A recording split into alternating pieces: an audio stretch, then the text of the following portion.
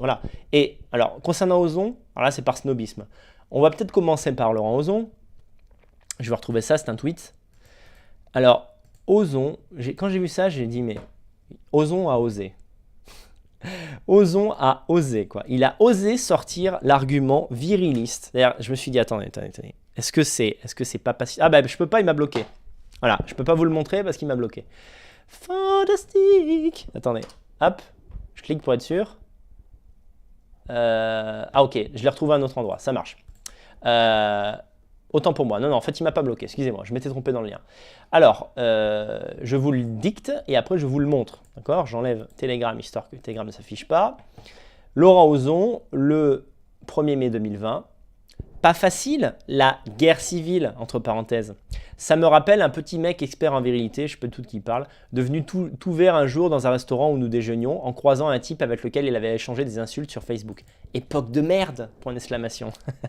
Alors attendez, je vais vous montrer ça, comme ça vous ne pourrez pas dire hey, Dany, c'est quoi ton... Quelle est ta preuve? Ta preuve absolue. Donc ma preuve... Hop, ça n'a pas marché. Fantastique. Comment on fait? Je me suis... à Chrome, voilà. Voilà.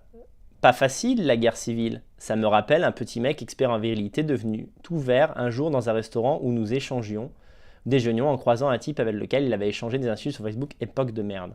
Qu'est-ce que c'est censé vouloir dire? Qu'est-ce que c'est censé vouloir dire? Je vais boire un coup, je vais répéter la question. Qu'est-ce que c'est censé vouloir dire? Zemmour n'aurait pas le droit d'exprimer une réalité simple et pure qui est celle du quotidien infernal de tous les Français, sous prétexte que Zemmour a presque 60 ans ou il a plus de 60 ans et que ce n'est pas un sportif et qu'il est frêle. Ça n'a aucun sens. Je veux dire, que des types comme, je cite en vrac, hein, c'est pas pour clasher, c'est juste des univers qui me reviennent en tête, qu'un type comme Valek, comme Virilitime, Papacito, Soral, parce qu'on sait que Soral il a besoin pour lui-même, pour sa santé psychique, de s'imaginer comme un type extrêmement viril, qui sortent cet argument, d'accord, mais Laurent Ozon, c'est pas possible. Je veux dire, tu peux pas être un intellectuel et sortir un argument aussi bête. Depuis quand un militant de plume, parce que là pour le coup c'est vrai que Zemmour n'est pas seulement journaliste, c'est un militant, mais comme tous les journalistes, on va pas se mentir, d'accord? Il y a des journalistes de gauche, il y a des journalistes de droite. Zemmour, c'est un journaliste de droite. Bon, on va dire que c'est un journalisme et un militantisme de plume. Depuis quand un mec comme ça doit être fort? Depuis quand la guerre civile? J'ai fait une vidéo sur cette chaîne où j'ai expliqué ma définition de la virilité et surtout à quel point les gens ont une vision fantasmée de ce qu'est la guerre civile. Vous croyez que la guerre civile, en fait, c'est des duels à coups de poing? Non mais attendez. On n'est pas dans un saloon, c'est pas comme ça que ça marche la guerre civile. La guerre civile, ça se fait avec des armes, avec une stratégie, certes avec des gens forts qui sont mis en avant, qui sont envoyés, et s'il y avait un déclenchement de guerre civile, avec, on va dire, ce à quoi on pense le plus souvent, dans un camp, les islamo-gauchistes et les musulmans radicaux, et dans l'autre camp, les autres, les Français, ce qu'aujourd'hui on appelle les nationaux, et qui en fait seront après tous les Français, s'il y a une guerre civile comme ça, qu'elle se déclare d'elle-même, c'est-à-dire c'est quotidien, il y a un camp qui clairement dit je fais la guerre jusqu'à la mort du camp adverse, etc. C'est une situation pas ultra probable, mais pas non plus complètement impossible, en France ou dans d'autres pays d'Europe de l'Ouest. Si ça se passe comme ça, Zemmour, il va plus continuer à sortir avec ses sachets de course en mode comme ça. Déjà, il est assez imprudent de le faire dès maintenant. Mais je veux dire, quand il y a la guerre civile, c'est pas comme ça que ça marche. C'est pas, en fait, le plus fort au point, il a le pouvoir. C'est-à-dire, c'est bête, quoi. C'est bête de dire ça. C'est bête de retirer le droit à un intellectuel ou à un journaliste de dire ce qu'il pense sous prétexte qu'il n'a pas la virilité pour. Je vais prendre un exemple de quelqu'un qui est... Je l'ai encore contacté aujourd'hui. Nous sommes, je crois, amis autant qu'on peut l'être quand on s'est peu rencontré avec une personne et qu'on n'a pas la même génération ni de la même catégorie sociale. Je suis assez ami avec Jean Bourbon.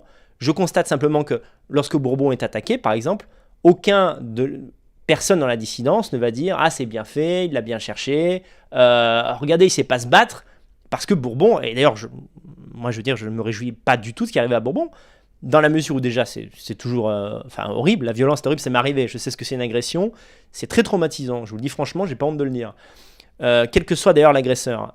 Mais ce qui est en plus abominable, c'est qu'on sait que Bourbon ne sait pas se battre, C'est pas son truc, d'accord? Son truc, c'est la plume.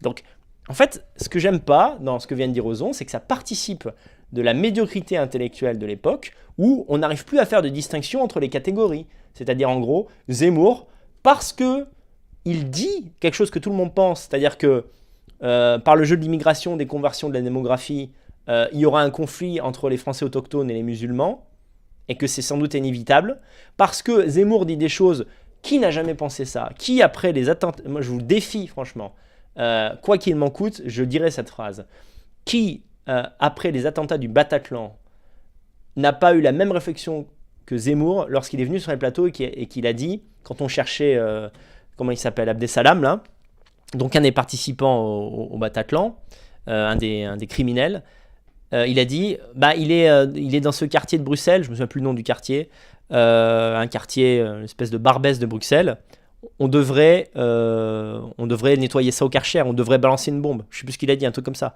Mais qui n'a jamais eu cette pensée en tête? C'est juste le reflet.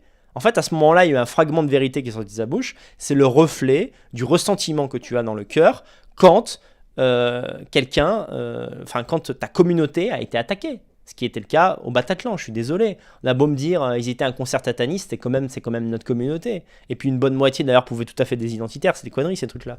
Bon, Molenbeek, voilà, Molenbeek. Je sais plus ce qu'il avait dit sur Molenbeek, mais il avait dit en gros, il est là, et les mecs veulent pas le balancer, on y va, on dézingue tout.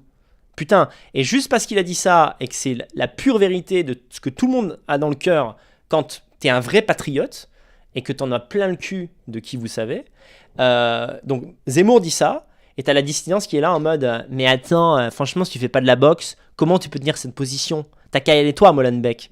Mais c'est n'importe quoi, c'est tellement... Putain, c'est révoltant de conneries. Donc moi je dis, si on devait faire un top 3 des gens les plus surestimés dans la dissidence, alors j'en ai parlé, on avait fait une émission avec Marcel Vincent sur Rougeron, alors pour moi Rougeron n'est même pas dans la catégorie nationaliste, contrairement à Ozon qui est un ethno-nationaliste, mais je dirais le top 3 des gens surestimés intellectuellement, parce que je rappelle que la culture ne fait pas tout, c'est pas parce que vous êtes cultivé, et j'ai jamais nié d'ailleurs que Rougeron était un érudit, c'est pas parce que vous êtes cultivé que vous ne dites pas de bêtises et que vous n'êtes pas un idiot. Moi j'ai vu des gens très cultivés qui étaient des idiots. La culture n'est pas de l'intelligence, il ne faut pas confondre les deux. Donc vraiment, le top 3 pour moi, c'est sans ordre particulier, Rougeron, Lesquin, Ozon. Ozon a toujours été surestimé, il a toujours complexifié inutilement ses discours, alors qu'on comprenait tout à fait ce qu'il a voulu dire. L'aspect périlangage, dire extra-européen, parler d'ethno-déférentialisme, ça c'était smart comme idée. Mais après, il était tellement...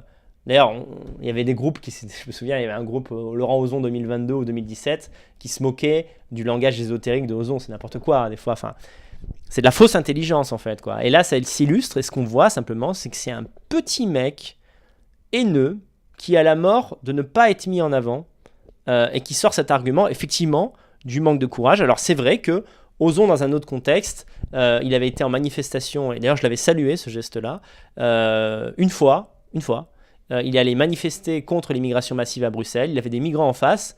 Il avait, je crois, un haut-parleur. Il avait été très viril. Il avait tenu le choc. D'accord, mais il est grand, il fait du sport. Et je veux dire, c'est pas parce que lui est comme ça que tous les gens qui ont la plume dans la main doivent être comme ça. C'est pas un argument. Ça n'invalide pas les théories zémouriennes, qui sont celles, en fait, des patriotes français.